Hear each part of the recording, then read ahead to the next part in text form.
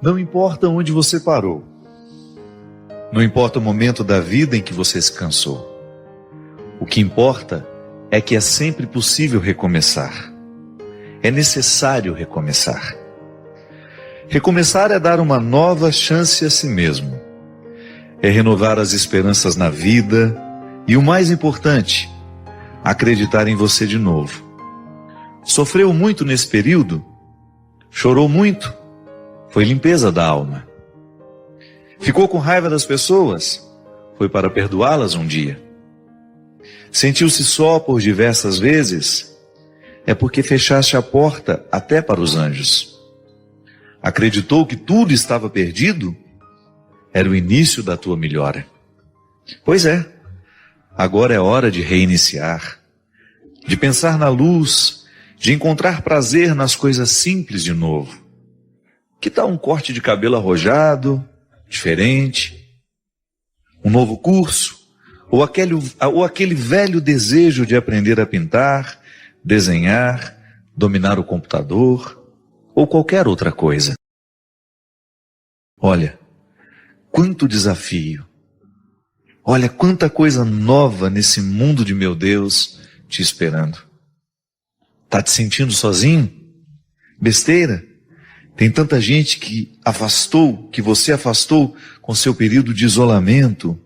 Tem tanta gente esperando apenas um sorriso teu para chegar perto. Quando nos trancamos na tristeza, nem nós mesmos nos suportamos. Ficamos horríveis. O mau humor vai comendo o nosso fígado até a boca ficar amarga. Recomeçar. Hoje é um bom dia para começar novos desafios. Onde você quer chegar? Ir alto? Sonhe alto. Queira o melhor do melhor. Queira coisas boas para a vida. Pensando assim, trazemos para nós aquilo que desejamos. Se pensamos pequeno, coisas pequenas teremos. Já se desejamos fortemente o melhor e principalmente lutarmos pelo melhor, o melhor vai se instalar na nossa vida. E é hoje o dia da faxina mental. Joga fora tudo que te prende ao passado, ao mundinho de coisas tristes, fotos, peças de roupa, papel de bala, ingressos de cinema, bilhetes de viagens e toda aquela tranqueira que guardamos quando nos julgamos apaixonados. Jogue tudo fora, mas principalmente esvazie seu coração. Fique pronto para a vida, para encontrar de novo o amor. Lembre-se, somos apaixonáveis. Somos sempre capazes de amar e ser amados. Amar muitas vezes, muitas pessoas. Afinal de contas, nós somos o amor. Porque sou do tamanho daquilo que vejo. Que é justamente a gente poder agradecer a Deus pela amizade que Ele tem com a gente. É tão bonito a gente ser amigo de alguém, não é verdade? É tão bonito a gente passar pela experiência da confiança. A gente dar graças a Deus porque a gente tem amigos. Uma das coisas mais preciosas que nós podemos ter na vida é alguém em quem a gente confia, alguém a quem a gente confia a nossa vida. Quando você percebe que Deus segura a sua mão por forças humanas de pessoas que estão aqui do nosso lado. Afirmar o amor de Deus é, na verdade, afirmar a amizade dele por nós. Há um documento da igreja que começa de maneira muito bonita, dizendo que Deus se entretém com os seus amigos. O que é o entretenimento? É quando a gente tem a oportunidade de nem perceber que o tempo está passando, porque a gente está muito bem acompanhado. E geralmente quando nós estamos muito bem acompanhados, vivendo alguma coisa muito boa, a gente não percebe que o tempo passou. Diferente quando nós estamos do lado de pessoas que não são muito agradáveis, ou vivendo situações desagradáveis, a sensação é de que o tempo é maior do que ele dura no relógio. Por isso que toda hora a gente fica olhando, oh meu Deus, o tempo não passa, não vê a hora de ir embora. Diferente de quando nós estamos em situações confortáveis, em que pessoas que nós amamos estão diante de nós, partilhando aquele momento da vida, mesmo porque a beleza da vida, ela se multiplica cada vez que a gente partilha com alguém que a gente ama. Esse é até um mistério que vale a pena a gente identificar o tempo todo na vida. Se você quiser multiplicar a vida, você precisa dividi-la. A multiplicação só acontece se houve a divisão. Parece contraditório, mas é verdadeiro. Pode ser contraditório na teoria, mas é verdade na prática. A gente multiplica o que é bom, à medida em que a gente divide com os outros. É um mistério da vida, é um mistério de Deus nos ensinando que essa experiência de nós sermos quem somos, de fazermos o que fazemos, só tem sentido se nós estivermos acompanhados por pessoas que a gente ama. Pessoas a quem nós somos gratos. Essa palavra gratidão é tão forte, ela é tão cheia de significado na vida humana. Dar graças porque você recebe aquilo que você nem merece. Porque o verdadeiro amigo, ele costuma nos oferecer o que a gente não merece. Porque se nós formos analisados a partir do que a gente faz de certo ou de errado, geralmente não sobra muita coisa, a gente erra muito nessa vida. Mas as pessoas que nos amam, elas não desistem de nós, mesmo quando nós fazemos tudo errado. A gente começa assim, agradecendo a Deus, porque mesmo quando nós não fazemos nada do que Ele gostaria que a gente fizesse, Ele continua nos amando. Mesmo que a gente faça tudo errado, mesmo que a gente não acerte, mesmo que a gente caia, mesmo que a gente peque, Ele está sempre ali para nos olhar nos olhos como um amigo olha para o outro amigo. E se entretém conosco. Como diz de maneira tão bonita o documento que fala da Sagrada Escritura. Da revelação, é um documento que trata da revelação. Quando nos diz que Deus entrou no mistério da vida humana, ama a humanidade e se entretém com ela. Quem sabe hoje, nesse programa, você possa descobrir um jeito de se entreter com Deus. De você nem perceber que o tempo vai passar. De você fazer uma experiência de ficar em Deus por alguns minutos, por algumas horas, algum tempo. Que de repente não cabe no relógio. Mas quem sabe você possa descobrir então um entretenimento em Deus. E cada vez que a gente se entretém em Deus, nosso coração se enche de esperança, porque Deus só nos fala coisas agradáveis. Ele pode até mexer nas nossas feridas, mas Ele mexe para curar. Ele mexe para orientar os nossos caminhos. Porque todo aquele que ama quer ver bem encaminhado o amado. Que é justamente a gente poder agradecer a Deus pela amizade que Ele tem com a gente. É tão bonito a gente ser amigo de alguém, não é verdade? É tão bonito a gente passar pela experiência da confiança. A gente dar graças a Deus porque a gente tem amigos. Uma das coisas mais preciosas que nós podemos ter na vida é alguém em quem a gente confia, alguém a quem a gente confia a nossa vida. Quando você percebe que Deus segura a sua mão por forças humanas de pessoas que estão aqui do nosso lado. Afirmar o amor de Deus é, na verdade, afirmar a amizade dele por nós. Há um documento da igreja que começa de maneira muito bonita, dizendo que Deus se entretém com os seus amigos. O que é o entretenimento? É quando a gente tem a oportunidade de nem perceber que o tempo está passando, porque a gente está muito bem acompanhado. E geralmente quando nós estamos muito bem acompanhados, vivendo alguma coisa muito boa, a gente não percebe que o tempo passou. Diferente quando nós estamos do lado de pessoas que não são muito agradáveis, ou vivendo situações desagradáveis, a sensação é de que o tempo é maior do que ele dura no relógio. Por isso que toda hora a gente fica olhando, oh meu Deus, o tempo não passa, não vê a hora de ir embora.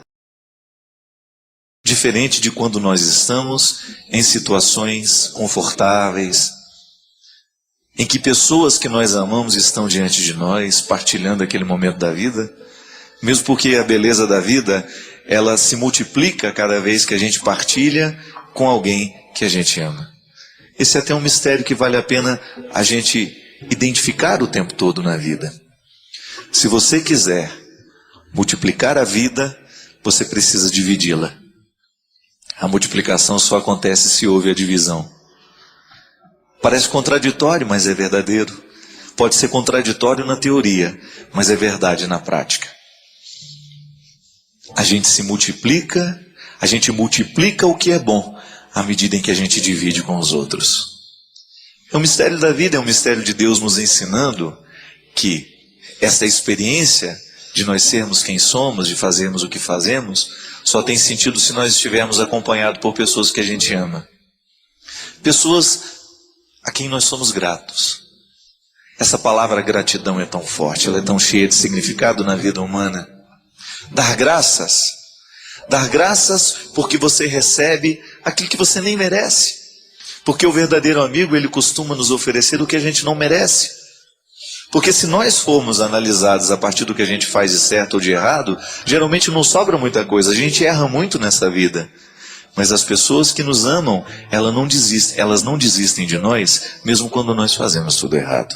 A gente começa assim, agradecendo a Deus, porque mesmo quando nós não fazemos nada do que Ele gostaria que a gente fizesse, Ele continua nos amando.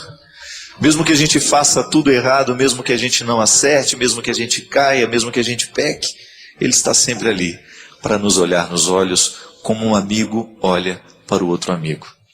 E se entretém conosco. Como diz de maneira tão bonita o documento que fala da Sagrada Escritura. Da revelação, é um documento que trata da revelação. Quando nos diz que Deus entrou no mistério da vida humana, ama a humanidade e se entretém com ela. Quem sabe hoje, neste programa, você possa descobrir um jeito de se entreter com Deus. De você nem perceber que o tempo vai passar. De você fazer uma experiência de ficar em Deus por alguns minutos, por algumas horas, algum tempo. Que de repente não cabe no relógio. Mas quem sabe você possa descobrir então um entretenimento em Deus. E cada vez que a gente se entretém em Deus, nosso coração se enche de esperança, porque Deus só nos fala coisas agradáveis. Ele pode até mexer nas nossas feridas, mas Ele mexe para curar. Ele mexe para orientar os nossos caminhos, porque todo aquele que ama quer ver bem encaminhado o amado.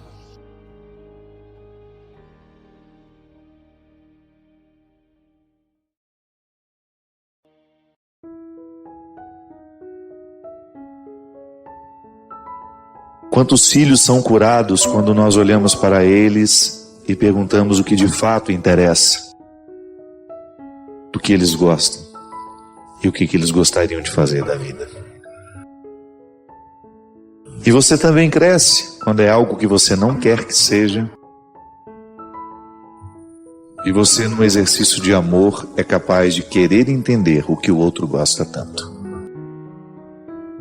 A estabilidade pode representar uma coisa boa na cabeça dos nossos pais, que querem nos ver estabilizados.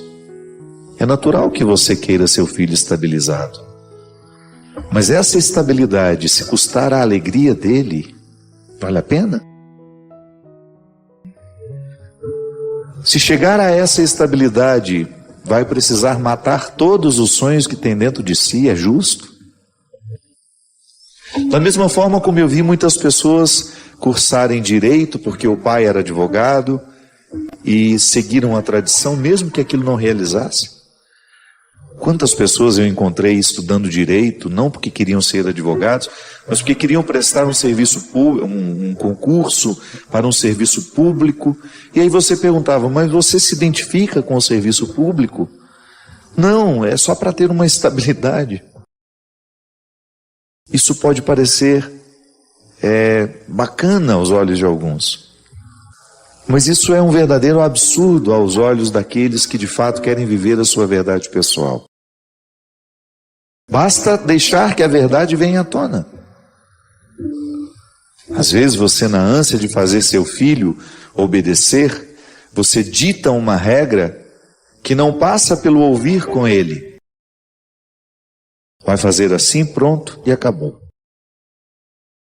Ouça o coração do seu filho. Ouse conhecer quais são as aptidões dele.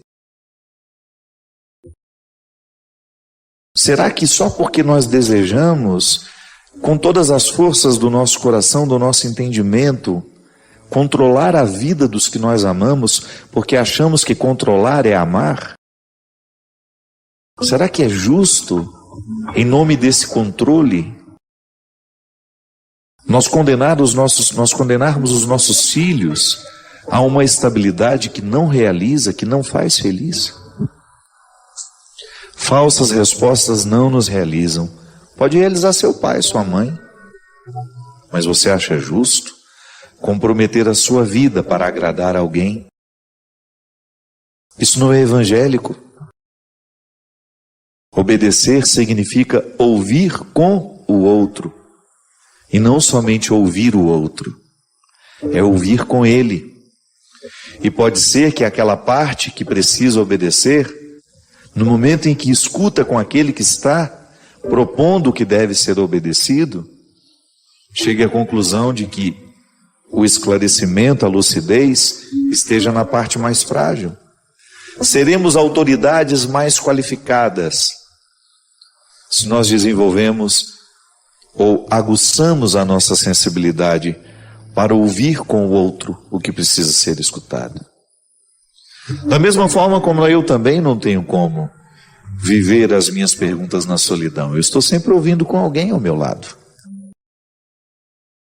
Saímos do nosso mundo, ferimos aquilo que estamos acostumados para dar um passo com o outro, sempre de mãos dadas. Porque nunca erramos, minha gente, quando vamos de mãos dadas. Nunca erramos quando seguramos na mão daqueles que nós amamos. Não é justo você impor a ele um fardo que Deus não impõe.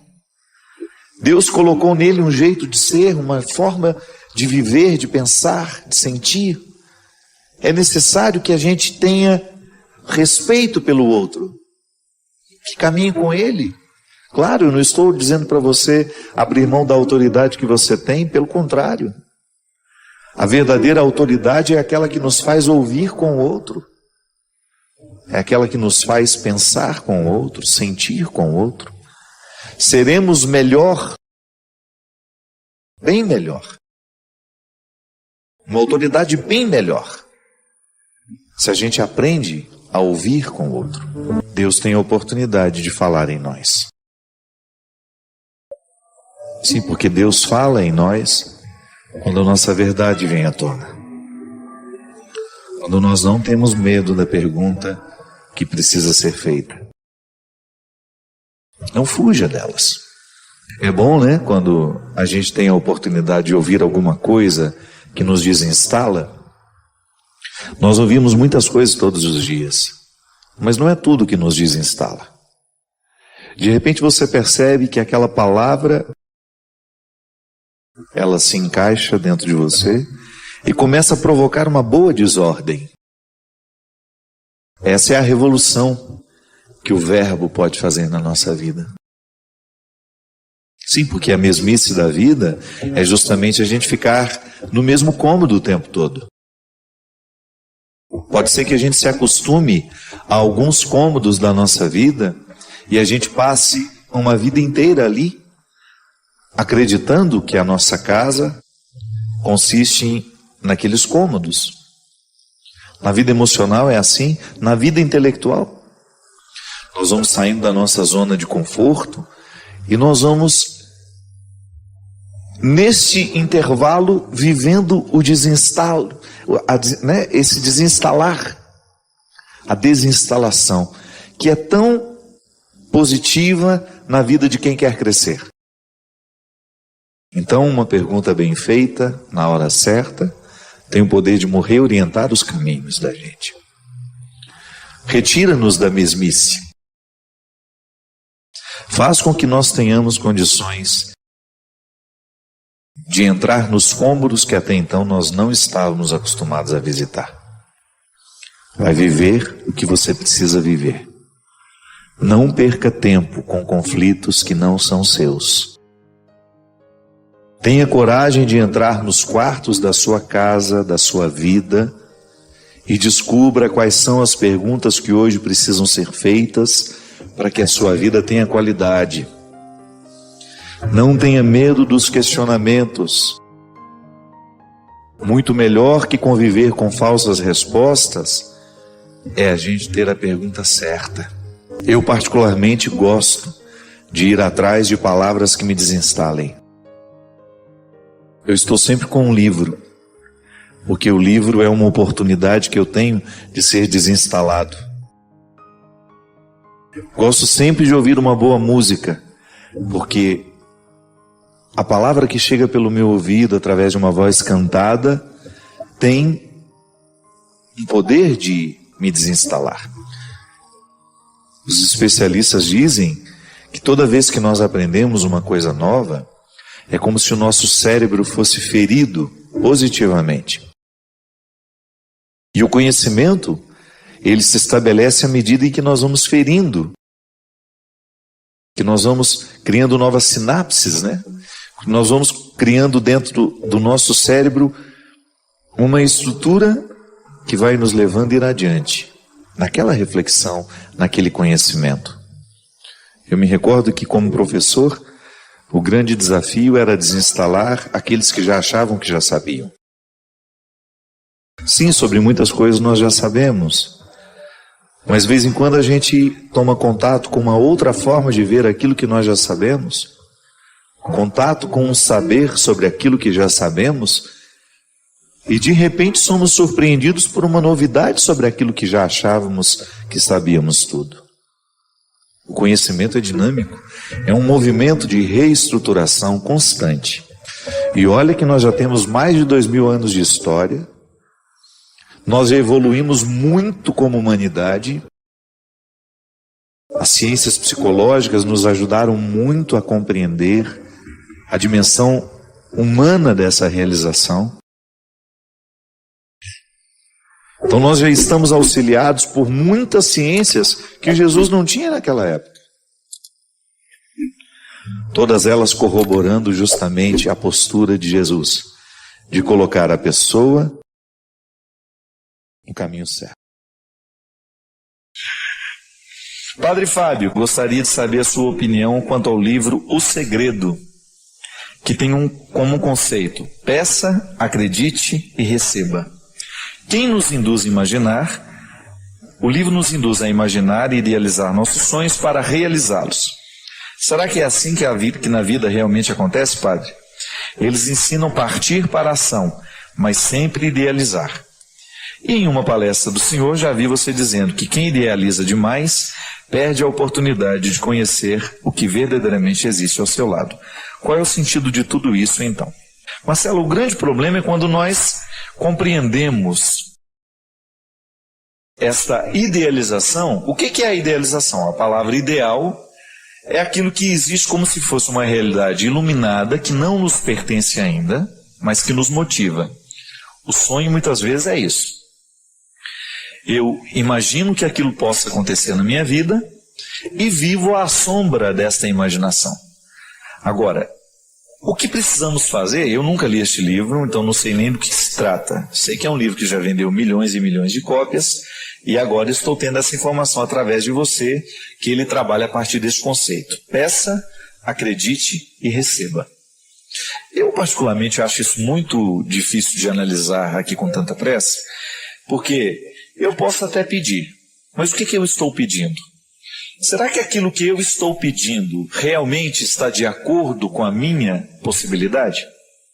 Tudo bem, aí eu vou acreditar que estou, e vou receber isso. Minha filha, longe de querer, a vida não pode ser mensurada dessa forma, né? Com essa clareza toda. A vida continua sendo um mistério. Agora, eu gosto de pensar que a minha pessoa, eu estou contextualizado entre sonho e realidade o tempo todo. Particularmente, tenho muito medo de sonhar grande demais a ponto de nunca alcançar o que sonho e viver frustrado por causa disso, ou então sonhar pequeno demais e assim nunca chegar à realização humana que eu posso chegar. Então o que eu acho que o que vale a pena na vida é a gente descobrir qual é o papel que nós queremos desempenhar no mundo em que nós estamos situados. Qual é o meu papel neste mundo? O que eu posso fazer? Quais são as minhas possibilidades? Quais são os meus limites? E aqui nós entramos no terreno do autoconhecimento, que é importante demais. Se eu me autoconheço, se eu sei lidar bem comigo mesmo, se eu conheço as minhas aptidões e os meus limites, e eu escolho um lugar no mundo em que eu possa exercer bem essas aptidões que Deus me deu e, ao mesmo tempo, driblar um pouco esses limites para que eles não sejam determinantes, eu estou no caminho certo. Aí, o que eu peço? Eu peço aquilo que está de acordo com as minhas possibilidades. Não adianta nada eu pedir por um dom que eu sei que não pertence. Eu não posso, que não me pertence. Eu não posso ficar pedindo absolutamente nada para Deus que eu saiba que está sendo contrário à minha natureza. Porque Deus não vai trair a nossa natureza. Nós somos seres diferentes uns dos outros, dotados de particularidades. O que é que Deus faz crescer? Aquilo que você recebeu na particularidade. Então a gente precisa ter um limite para a gente compreender a vida com realismo, mas ao mesmo tempo com ideal. Eu acho que o ser humano ele é feliz à medida em que ele equilibra o ideal e a realidade. Eu não posso ficar preso só no ideal, mas eu também não posso ficar preso só na realidade. Eu tenho que ter essa mistura bem equilibrada dentro de mim. O que eu idealizo, aquilo que eu quero, a meta que eu estabeleci para chegar e aquilo que eu faço no meu dia a dia para que essa meta se transforme numa realidade. É assim que a gente constrói grandes histórias, não é assim? Não é verdade? Grandes homens, grandes mulheres nascem nesta luta constante para fazer com que o ideal estabelecido possa se concretizar. Porque, por outro lado, a gênese das frustrações está diretamente ligada à inadequação do sonho. Então a pessoa tem um sonho que definitivamente ela não tem possibilidade de realizá-lo. E aí, quando essa palavra possibilidades, ela também precisa ser explicitada. Quando eu falo das minhas possibilidades, eu estou contextualizando o que eu tenho como pessoa, os aspectos da minha personalidade, a minha sensibilidade, as minhas aptidões, mas eu estou falando também do meu contexto. É como querer ser patinador de gelo morando no Ceará. Onde que eu vou ter uma pista de patinação morando lá no sertão da Paraíba, não é? Eu preciso me deslocar para viver esse sonho. Aí vamos ver se existe possibilidade para esse deslocamento. Estou dando um exemplo bobo. Porque às vezes nós estamos no lugar errado, vivendo o sonho certo. Ou estamos no lugar certo, vivendo o sonho errado. Essa clareza a gente vai tendo à medida em que a gente partilha. Olha, sabe o que eu já pensei para a minha vida? Isso. E aí, ouvindo pessoas que estão do nosso lado, que nos ajudem a refletir sobre aquilo que nós estamos querendo, a gente de repente chega a uma conclusão. É igual, acho que foi anteontem. Estava lá no Rio de Janeiro, na casa de uns amigos, e de repente a filha partilhando de um sonho que estava tendo. Quero ir para os Estados Unidos para fazer o 2º ano colegial. E aí a gente conversando, mas será que é o momento de ir? Por que fazer o 2º ano lá? E aí uma série de fatores, a mudança, deixar o lar onde se está tão estabelecido, para viver uma época da vida que não é tão determinante, porque se fosse o 3º ano, tudo bem, mas o 2º, e se não der certo? Aí você perde o 2º, fica difícil retomar para o Brasil por causa da diferença de datas letivas. Aí a própria pessoa, a partir do momento que partilha o sonho, descobre que se ela fosse viver aquele sonho naquele momento, o sonho poderia se transformar num pesadelo. Mas outras pessoas precisaram ajudar a refletir o sonho. Então, só modifica o sonho continua o mesmo, quero estudar nos Estados Unidos, mas modifica o momento que vai. Está vendo como é interessante? Porque às vezes a gente quer realizar o nosso sonho ao nosso modo. E de repente, a interferência positiva de alguém que nos ajude a refletir o sonho é absolutamente determinante para que a gente continue sonhando o sonho certo. Para que aquele sonho não se transforme num pesadelo na nossa vida. É isso aí. Nós vamos continuar sonhando sempre, porque faz parte da vida humana, e o sonho, você precisa sonhar, os sonhos nos mantêm vivos, mas você faça de tudo para descobrir o que desse sonho tão grande pode ser realizado hoje, ainda que seja em preparação no pequeno da realidade. Porque quando a gente não trabalha no agora da realidade, nós nunca vamos realizar o sonho. Aí fica infértil. Eu preciso no agora da minha vida realizar a pequena parcela que o dia de hoje me pede para que este sonho se transforme numa realidade. Só pode caminhar 1000 quilômetros aquele que dá um passo de cada vez. Há dias em que a gente poderá correr um pouco mais, vai ter disposição para isso, o clima vai ajudar, você avança. Mas há dias em que você vai ter que esperar pelo descanso do corpo. Não é assim? A vida prática não é assim? Então, os sonhos seguem a mesma regra. Há momentos que de repente você percebe que a realização daquele sonho acelerou na sua vida. Tudo estava favorável, mas há momentos em que isso está emperrado. E aí você tenha paciência para que a realização do sonho seja possível naquele momento certo.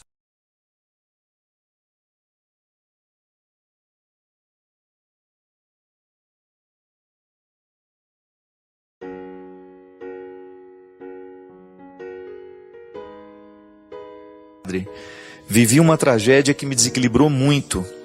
Aconteceu na nossa família no dia 30 de dezembro de 2008. A minha sobrinha de 15 anos, que vivia sob os meus cuidados, suicidou. Vejo dois aspectos. Um positivo, que é Jesus está no meu coração, exime-me da culpa que eu carrego. Mas também há um aspecto negativo que muitas vezes prevalece, que é fruto da minha doença, que vem me afirmar que a culpa da sua morte é minha. Sinto o desejo de ir ao mesmo prédio de onde ela se julgou e repetir a mesma insanidade. Mas graças a Jesus e ao trabalho que o Senhor tem feito na minha vida, falta-me a coragem de desagradar a Deus e não quero entristecê-lo com essa falta de fé. Para que o Senhor entenda melhor o meu sentimento de culpa, vou lhe falar de maneira carinhosa, sucinta sobre a minha sobrinha Tassiana. Ela fala da menina, que a menina era uma menina muito especial, muito doce, e que infelizmente caiu neste absurdo de querer morrer, né? E ela está vivendo um agravante terrível, que é, ela é acusada no inquérito policial, pelo namorado dela, né? Pelo namorado da Tassiana, de ela ter sido a culpada por causa do horário que ela colocava no namoro dos dois. O garoto alega que a menina estava insatisfeita com isso. O juiz deu por encerrado o caso por não ter provas concretas contra a mencionada tia, que sou eu. Padre, o sentimento que tenho é, a vida toda de Tassiana foi empurrada para um abismo e eu dei o empurrão final. É isso que me mata a cada dia. Minha filha, não permita que isso aconteça. A gente não tem como entrar dentro do coração daquele que se foi, a gente não tem como conhecer os motivos. Uma coisa é certa, é uma imbecilidade pensar que a sua sobrinha iria se matar porque você colocou horários para o namoro dela. Não. Infelizmente, minha filha, os nossos jovens estão chegando, você mesmo estava dizendo que ela foi parar nas suas mãos, justamente por causa de uma história difícil que essa menina já tinha.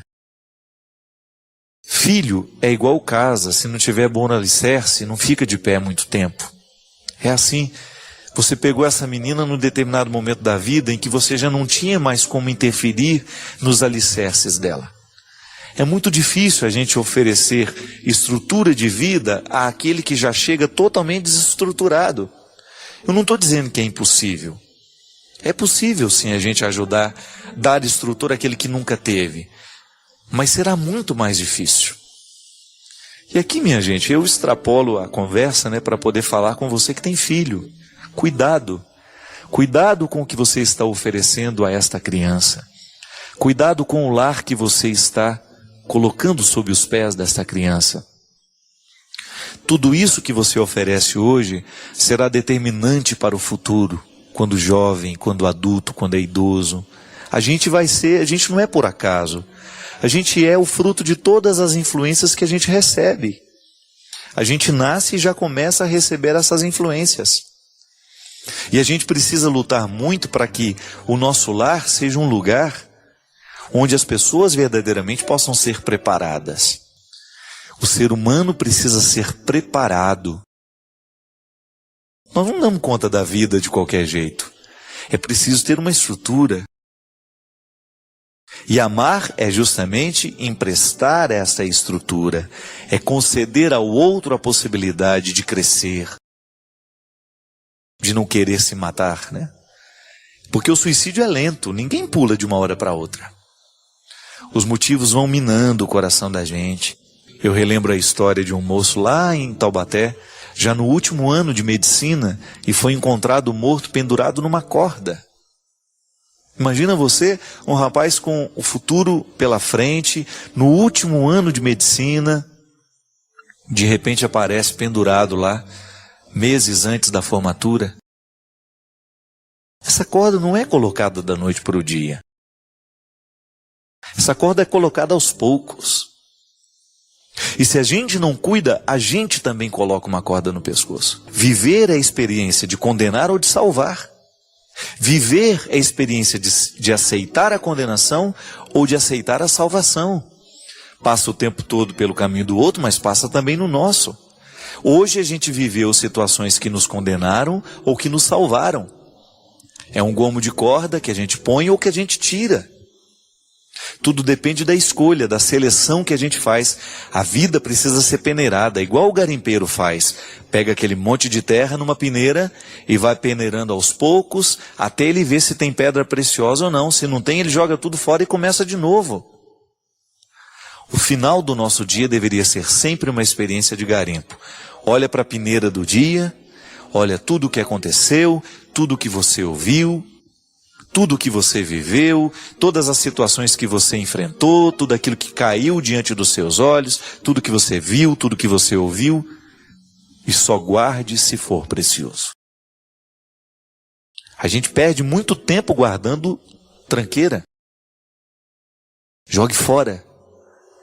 Não leve para a sua cama, não leve para o seu sono aquilo que foi o lixo do dia. Senão vira corda no pescoço da gente. É impressionante o quanto que a gente vai se matando aos poucos quando a gente não joga da peneira o que verdadeiramente não valeu a pena. Agora, se a gente insiste em guardar tudo que não presta, aí a gente vai verdadeiramente colocando gomos na nossa corda, no nosso pescoço. E de repente, quando você menos imagina, você está pronto para morrer. É lamentável, mas é verdade. As escolhas erradas que nós vamos fazendo na vida representam uma corda que nós vamos colocando no nosso pescoço. Eu estou vendo de maneira muito feliz, né, a recuperação de um sobrinho meu que eu amo muito, que é o Conrado. Um menino que durante muito tempo, um menino bonito, inteligente, esperto, optou por colocar a corda no pescoço. E hoje, graças a Deus, por causa de olhos que estão enxergando de maneira salvífica, de pessoas que estão emprestando a ele um novo sentido para a vida, o Conrado está tendo a experiência bonita de julgar os gomos da corda que estavam no pescoço dele. Se recuperando, se reabilitando, fazendo as pazes com a vida. Pode observar, às vezes nós ficamos de mal com a vida. E toda vez que nós estamos de mal com a vida, nós começamos a criar a possibilidade da morte. Foi o que aconteceu com a sua sobrinha, minha filha. Infelizmente, ela já cresceu de mal com a vida. Faltou estrutura, faltou amor, faltou olhar, faltou cuidado. O lar não foi o que ela precisava. E chega num determinado momento que qualquer fraquezazinha, qualquer dificuldade, ela pula. Por quê? Porque não está preparada. Sofreu demais. Não aguenta mais os problemas da vida. Falta preparo para permanecer de pé. É por isso que é tão difícil recuperar uma pessoa. Porque é nesta hora que vai valer o quanto que a gente foi bem educado, o quanto que a gente foi bem estruturado. É igual quando eu tive hepatite. Eu me lembro direitinho de uma frase do doutor Antônio. Eu falei, doutor, e agora? O que a gente vai fazer, né? Ele falou, padre, agora não tem que fazer nada. O senhor pegou uma hepatite, está com uma hepatite, e agora vamos ver o que o seu organismo é capaz de fazer com o problema que o senhor tem. Da mesma maneira, quando o Robinho estava com câncer, né? Eu fiquei assim tão abalado com a doença do Robinho, né? Que eu fui buscar todos os recursos que eu podia, né? Para ver se a gente salvava aquele menino. E aí um amigo meu que é médico me disse de maneira muito dura, muito crua. Eu falei para ele assim, e agora, nesse período da recuperação dele, né, modificar a alimentação dele, vamos fazer isso, fazer aquilo, papai. Ele olhou e falou assim, olha, padre, tudo isso a gente acha que vai modificar. Tá certo, que dá uma alimentação para ele, vai ajudar um pouquinho no restabelecimento dele. Agora, não se iluda. É o passado que vai ser determinante agora. Tudo que esse menino comeu, tudo que esse menino viveu, tudo que ele fez com a saúde dele, será determinante agora para a recuperação dele ou não. Meu amigo. A vida é assim. Um dia nos coloca diante das escolhas que a gente fez. E aí, por que eu tive a oportunidade de sair daquele quadro horrível que a minha hepatite complicou demais, porque eu estava usando medicamentos terríveis naquela época, altamente hepatotóxicos, né? Imagina, eu estava tomando um anti-inflamatório porque eu já estava sentindo as dores articulares, né? Já era um sintoma da hepatite, mas eu não sabia que era. Eu estava achando que eu estava com artrite, artrose, aquela montoeira de coisa. Eu estava tomando há mais de um mês um medicamento altamente hepatotóxico, quando de repente descobri que eu estava com hepatite. Imagina um fígado que já estava sofrendo com hepatite, sofrendo ainda com desgaste de anti-inflamatórios pesadíssimos. A fragilidade do organismo é imensa, ele não consegue, quase que eu precisei de um transplante. E aí, qual é a luta? A luta de todo um processo de saúde que, graças a Deus, eu estava vivendo nos últimos tempos, de disciplina, de alimentação, de sono, de trabalho. Está vivendo certinho, graças a Deus. Eu adoeci no momento que eu estava vivendo certinho. E aí o meu organismo reagiu. A vida é assim, minha gente. Mais cedo ou mais tarde nós vamos ser cobrados por aquilo que a gente alimentou dentro de nós. Padre Fábio, me chamo Emanuele, tenho 17 anos. Faz 2 anos que meus pais se separaram. E a partir de então comecei a perceber que fiquei uma pessoa negativa. Sempre me pego pensando que nunca encontrei uma pessoa que vai me amar de verdade. E com isso vem abaixo a autoestima. Acho que as pessoas nunca vão me achar bonita. E eu sofro com isso, padre. O que eu posso fazer? Minha filha, a leitura que nós fazemos de nós é absolutamente importante para a gente receber a leitura que o outro faz de nós. Seria muito cruel da minha parte esperar que o outro me ofereça aquilo que é minha obrigação oferecer-me. Então, às vezes, Emanuele, nós temos dificuldade de prosseguir a vida, é porque nós estamos esperando que o outro nos traga, que o outro nos prepare o que nós deveríamos preparar. Então, qual é a primeira realidade a ser curada? Tomar uma distância do casamento de seu pai e da sua mãe que não deu certo e tentar entender que isso não é uma regra para você. Porque às vezes, quando eu vejo o fracasso do casamento dos meus pais, eu tendo naturalmente a pensar que o meu também será uma experiência fracassada. Porque é o exemplo mais próximo que nós temos de nós. Então é preciso lavar essa roupa suja. É preciso reorientar essa visão. Sim, tá certo. Eu terei sempre mais facilidade de interpretar o mundo a partir daquilo que está sendo oferecido a mim. Então eu interpreto o casamento a partir do casamento mais próximo que eu tenho. Se o do meu pai e da minha mãe não deu certo, eu tendo a pensar que os casamentos serão todos como os deles. Não, deles. E não. Sabe, permita que essa impressão vá embora. Olhe para outros modelos que deram certo. Sem a visão romântica, por favor, né? O casamento só pode dar certo à medida que nós lutamos diariamente por ele. E foram felizes para sempre. Não existe isso, não. E depois que você consegue ter uma visão que corresponda à realidade, você trabalha com a possibilidade de que você também experimente isso na sua vida. Amar é possível, ser amado também é possível. Mas esse amor ele só se torna uma realidade na nossa vida à medida em que nós nos abrimos a Ele. Em que você se oferece diariamente uma oportunidade de amar e ser amado. O que é a autoestima? É o primeiro amor que nós experimentamos, não é? O primeiro amor que eu experimento não é pelo outro, é por mim. Tanto é que isso também faz parte da maturidade. Quando você é capaz de ir abrindo mão daquele excesso de amor por você, que é próprio da criança, porque a criança não é capaz de se dividir, ela não tem maturidade emocional, afetiva, cognitiva, para poder dar-se a alguém. Então ela é imatura, e é direito dela ser imatura, porque ela está naquela fase. Mas à medida em que ela vai crescendo, ela vai percebendo que ela pode oferecer-se aos outros, que ela não precisa somente receber. Então a autoestima é o equilíbrio daquilo que você se oferece e daquilo que você oferece ao outro. Não existe amor em si mesmado. A autoestima nunca é um amor solitário.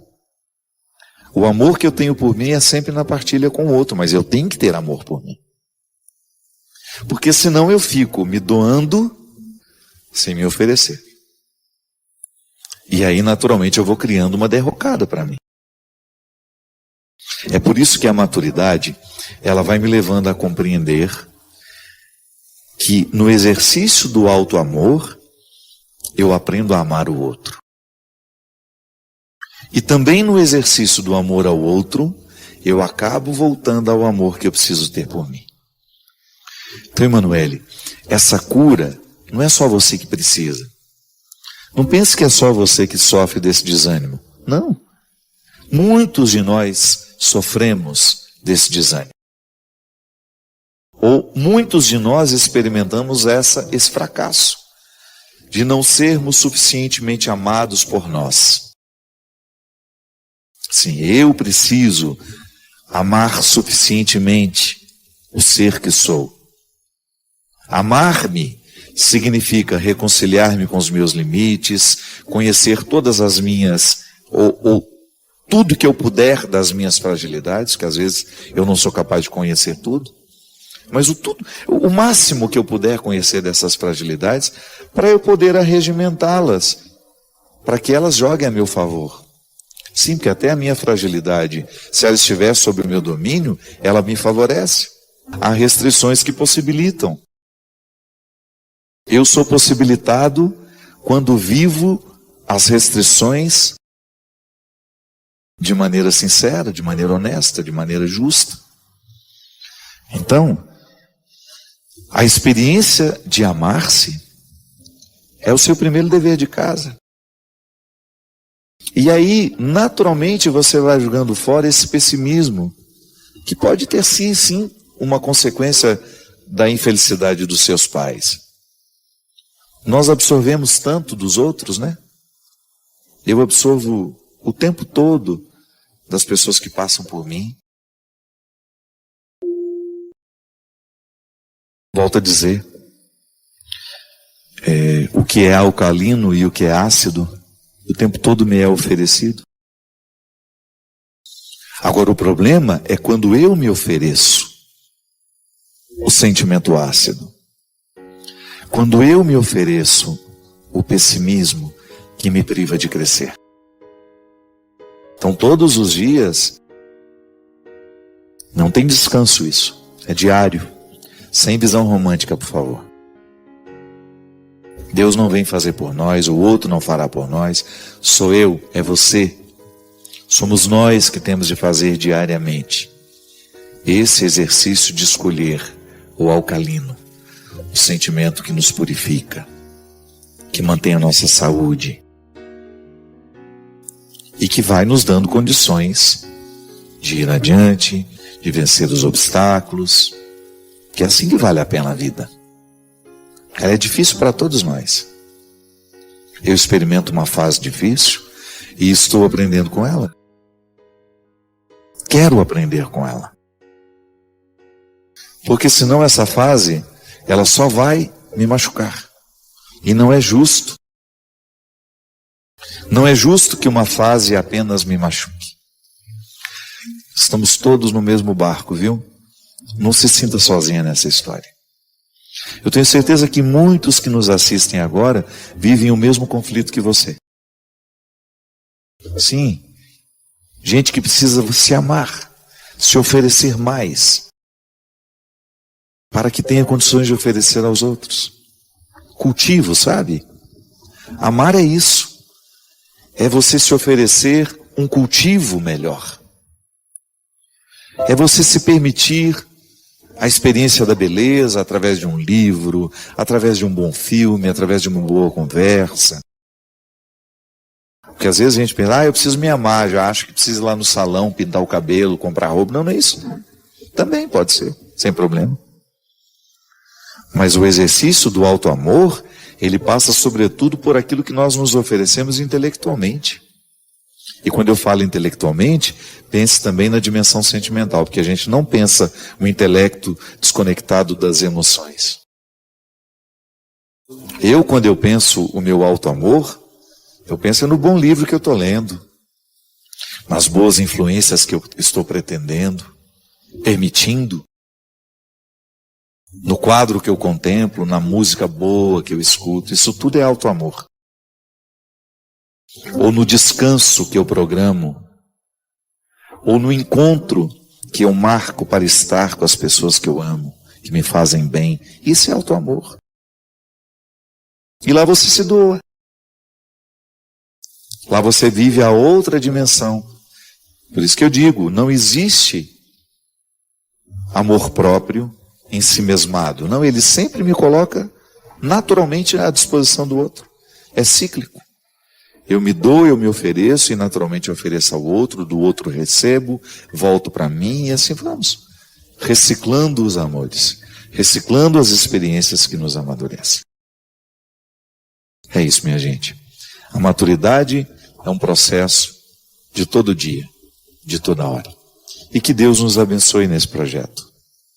Porque afinal de contas, o que Jesus fez o tempo todo por onde ele passou, foi amadurecer os corações que ficaram diante dele. Que com a gente seja da mesma forma.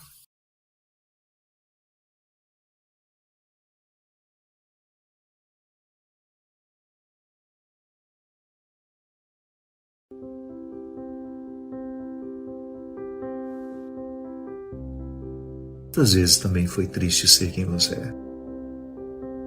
Quantas vezes você teve dificuldade de morar em você? Foi penoso.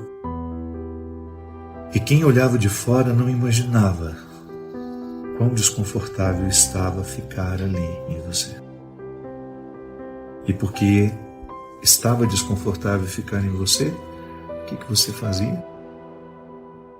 Jogava pedra para todos os lados, chamava atenção. Que também assim acontece. Quando eu estou infeliz, às vezes eu tenho uma necessidade de ver as pessoas infelizes também. Eu lhe desafio a pensar, quando você já foi capaz de fazer isso? Porque eu já fiz isso. Não tenho nenhum receio de admitir aqui para vocês que, em alguns momentos, o meu sofrimento foi tão grande que eu queria que todo mundo que estivesse ao redor sofresse também. Sabe por quê? O sofrimento, quando não é vivido na perspectiva da santidade, ele nos torna cruéis. Mas o sofrimento, quando vivido na perspectiva da santidade, ele nos torna solidários e fraternos. Imagine uma situação muito simples, só para você entender o que eu estou dizendo, entender um pouquinho melhor. Digamos que o voo que você iria embarcar agora, ou o ônibus que iria sair agora, deu problema só com a sua passagem. Você olha para o lado e você sai perguntando, o seu está certo? Deu problema com o seu? Reconheçamos. Tudo o que a gente quer é encontrar alguém que esteja vivendo o mesmo problema que a gente. Porque é uma forma que a gente tem de despejar aquilo que não está cabendo dentro de nós. É uma forma de pensar, não é só comigo. Sim, às vezes, quando eu estou infeliz, eu não moro bem dentro de mim e eu me torno um péssimo vizinho para as pessoas. Estou falando dessa casa aqui, minha gente. Eu não estou falando da casa de paredes que eu tenho, que você tem e que agora nós estamos cada um nela. Não.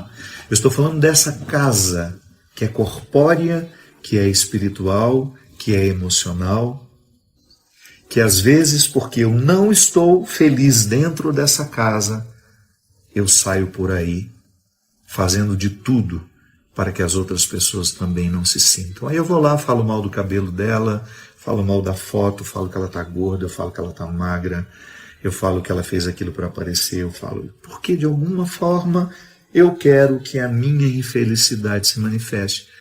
Quando você percebe que você está no eixo da sua verdade, que você está convivendo bem com você se torna muito mais um instrumental de favorecimento à vida do outro do que um instrumental de obstáculo.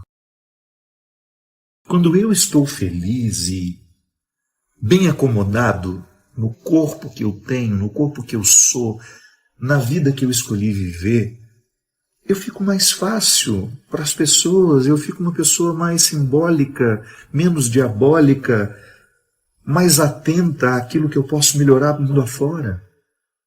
É tão bonito isso, minha gente, quando nós descobrimos que o fato de você viver bem em você lhe faz querer promover isso também em quem passar na sua vida. Isso é vida de santidade.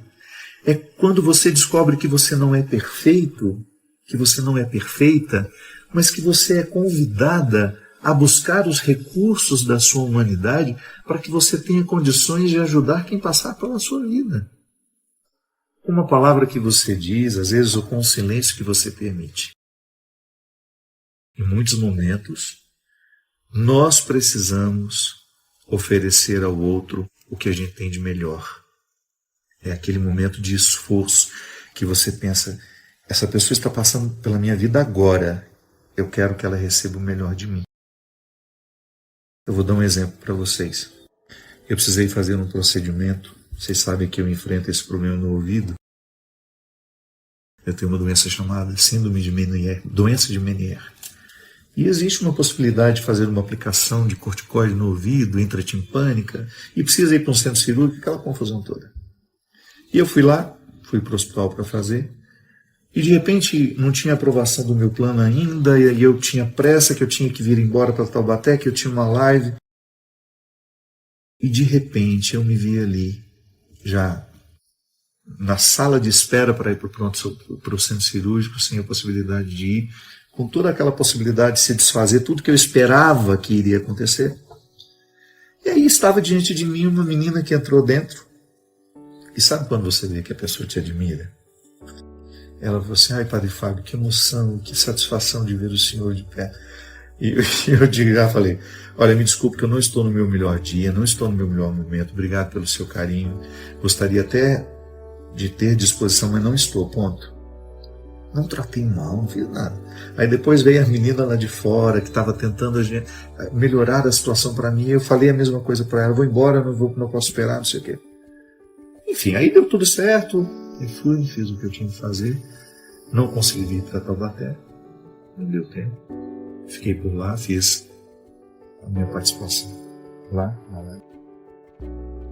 E depois que tudo terminou, gente, me deu uma sensação de fracasso. Eu não tratei ninguém mal. Eu tenho consciência disso. Eu tenho ficado cada vez mais atento a isso. Eu já tive muitos rompantes de raiva na minha vida, muitos. Dos quais eu me arrependi amargamente. Eu sou muito a flor da pele, então eu me emociono muito rápido. Eu me irrito muito rápido. Eu amo muito rápido, tudo em mim muito rápido. Então eu preciso ter um cuidado muito grande com as minhas emoções, porque eu posso ter uma explosão ali, do nada. Eu não tratei ninguém mal, eu tenho consciência disso. Mas como aquilo me fez mal? Eu fiquei pensando. Eu estava ali, aquelas pessoas queriam me servir da melhor forma, só que existiam impedimentos técnicos para que as coisas acontecessem exatamente como eu queria. Faltou uma programação minha, talvez, de ter avisado antes que eu precisava fazer aquilo. E o que eu ofereci àquelas pessoas não foi deselegante, Não foi deseducado, mas eu tinha consciência de que não foi nada do que eu poderia oferecer. Eu pergunto para você, isso deveria me incomodar? Sim, a mim incomoda. E eu nutro sempre que posso esse desconforto, sabe por quê? Porque quando a situação começar a se configurar de novo diante de mim, eu me lembro, opa, um dia eu agi assim e me arrependi. Naquele momento as pessoas estavam passando por mim, não sei se eu teria uma nova oportunidade de revê-las, e eu não ofereci aquilo que eu gosto de oferecer aos outros. No fundo do meu coração, eu não sou perfeito. Mas eu quero, diariamente, viver o meu compromisso com a santidade. Sem estereótipos, sem caricatura. Eu sei que eu não tenho cara de santo, não tenho postura de santo, mas aqui dentro. Eu quero ter um comportamento, uma forma de ser e de agir que me coloque no eixo daquilo que eu tenho de melhor. Eu não ofereci a ela o que eu tenho de melhor. Que é aquilo que minha mãe me ensinou, que a religião me ensina todo dia, que é bom quando você é uma pessoa alcalina. Tem muita gente ácida. Os ambientes são emocionalmente ácidos, e o lugar ácido, ele é propício ao nascimento do câncer. O nosso estômago, quando ele está excessivamente ácido, quando você tem aquele refluxo, nada é mais desconfortável. Jesus fala assim, felizes os pobres de coração, deles é o reino dos céus. Naquele momento, o meu coração não foi pobre. Por quê? Porque ele estava cheio de pretensões de que as coisas acontecessem exatamente como eu estava prevendo. O meu coração não estava pobre. Ele estava cheio de planos e de projetos que eu julgava não poder perder. Felizes os mansos, o seu prêmio será a terra. Eu não fui manso. Em muitos momentos da minha vida eu não fui manso. Em muitos momentos eu permiti que a minha ira viesse à tona, que a minha pior parte se manifestasse, falasse por mim. Eu feria as pessoas, eu oferecia a elas aquilo que eu tinha de mais nocivo, de mais machucado, de menos purificado. Sim. A mansidão é uma virtude que quando alguém que a possui chega perto de nós, imediatamente nós somos contagiados. Ser santo é isso, é você buscar no seu comportamento observar aquilo que lhe retira a mansidão. Porque em algum momento começa, em algum momento a ira vai tomando conta, você percebe que você vai sendo dominado pelo sentimento, que vai se avolumando, e se você vai nutrindo, e é por isso que é muito importante a gente ter do lado as pessoas que vão nos alcalinizando. Aqui dentro dessa casa, a intimidade ela é construída com muita verdade. Então toda vez que alguém está percebendo que o meu pior está vindo para fora, vem cá e alcaliniza. A mesma coisa eu. Quando eu percebo que o pior das pessoas está sendo estimulado, eu vou lá com a minha presença e tento amenizar. Isso para mim é santidade. Isso é viver uma família. Isso é viver em santidade familiar. Nós não somos perfeitos, mas a gente busca. Toda vez que a mansidão está fazendo as malas para ir embora, a gente, opa, vem cá. Lamentavelmente, naquele momento do hospital, eu estava sozinho. E ali eu reconheci como que para ser uma pessoa melhor você precisa estar bem acompanhado.